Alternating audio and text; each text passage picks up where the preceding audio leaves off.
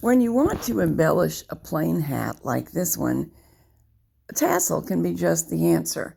This is the hat that I show you how to make in this movie. It's a double knitting board project, and this one happens to be made on my make-it-yourself board. There's a free video showing you how to make the board, and this video, the one on the lady's hood, includes instructions on how to make it on pretty much any knitting board. So I'll put links to both of those movies in the program notes. And today we'll focus on how you can make the tassel right on your knitting board. It's incredibly easy. First, lay a piece of the main yarn across the center between the two boards. Make it long enough that you'll have something to hold on to when making knots. I'm using all 26 pegs on the make-it-yourself board for this, although you don't have to use all the pegs, and certainly if you have a really long board, you wouldn't. But because I am using all 26, I counted over 13. Knot a loop in the end of the main yarn and just begin wrapping the board, or whatever portion of the board you've decided is the right distance to make the tassel you want. The resulting tassel is going to be roughly half of the length down one side of the knitting board. The tassel will include 4 times as many strands of yarn hanging down as number of wraps. I wrapped 12 or 13 times to produce the tassel that you see. When the wraps are complete, lift up that first piece of yarn that we laid down and knot it around the bundle of yarn. Gently lift your bundle off and finish securing the knot. Make sure to keep the knot in the center. And tie a good square knot so it can't get away from you. Right over left, then left over right. Pull the knot as tight as you can. With a separate piece of yarn about 1 foot long, wrap your fingers once, twice, then lift over, and pull through to create a slip knot.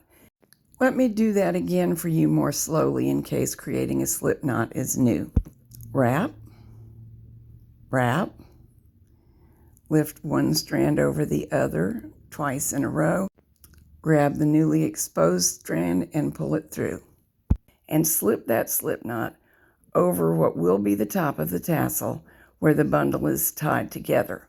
Free the tie from the bundle and tighten the slip knot about 1/2 inch below where the original joining yarn ties the bundle together. Now wrap one end of that tied yarn around and around again several times and tie it in another knot. It's a good idea to be very thorough here, and a square knot is an appropriate way to get this tied off securely. You can see that my yarn is a little bit ripply. This is because it's recycled yarn. If using recycled yarn and you don't like the ripples, just get the tassel wet after you make it and stretch it downward. Then when it dries, the ripples will go away.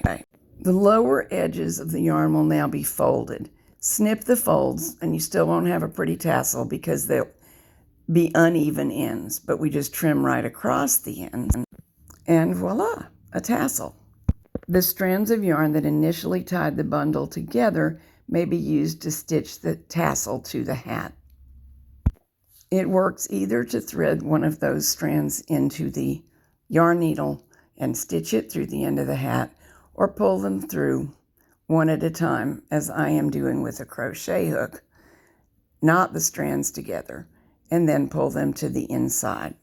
In double knits, they may actually be embedded between the layers of the fabric, and then they really are invisible from now on.